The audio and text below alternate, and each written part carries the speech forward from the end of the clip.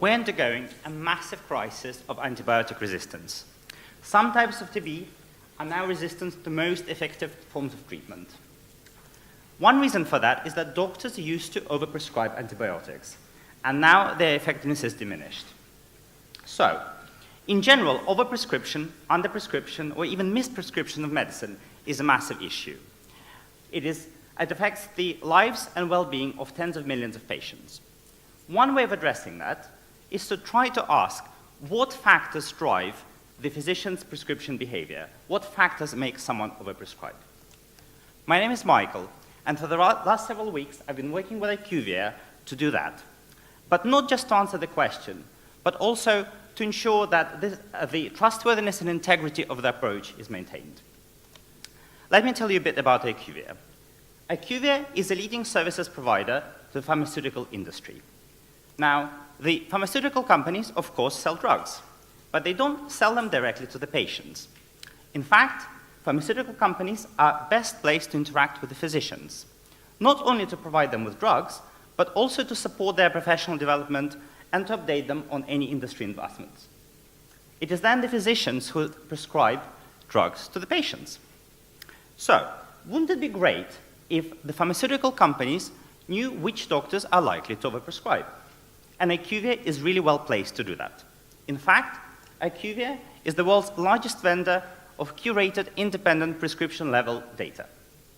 And what IQVIA wants to do is to use this unique proprietary data set to help the pharmaceutical companies inform and support doctors when they prescribe to the patients so that the right treatments make their way to the right patients.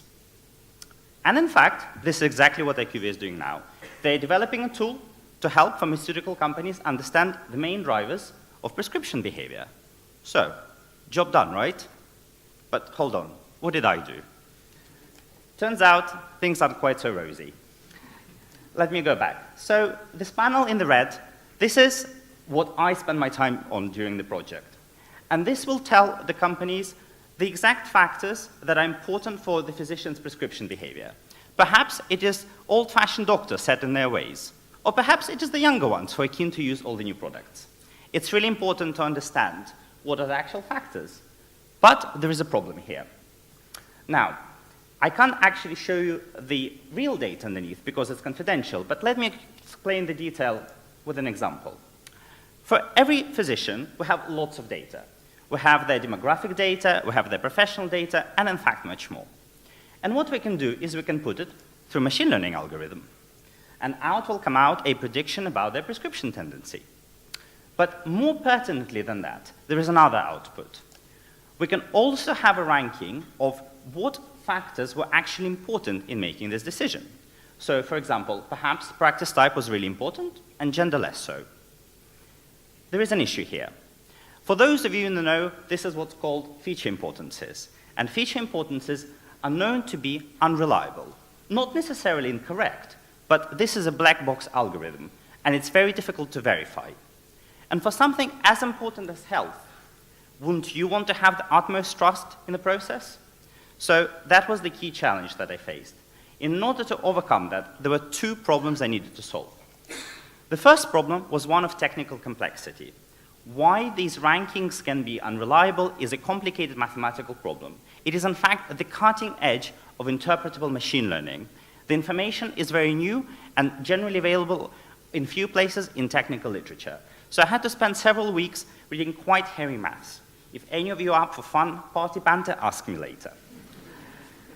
The second problem is that I was operating in the constraints of an existing pipeline. It was a very sophisticated AutoML pipeline, so I had to reverse engineer it, identify what parts of it I needed for this methodology, extract it in the correct way, and then reassemble it together. And in the end, I succeeded. I identified the correct solution, I made sure that it worked, I built a new pipeline, and it is now ready to be integrated with IQVIA's product. And the final impact? The right treatments in the right quantities for the right patients, but also trust. Trust in machine learning techniques and trust in your doctors. Thank you very much.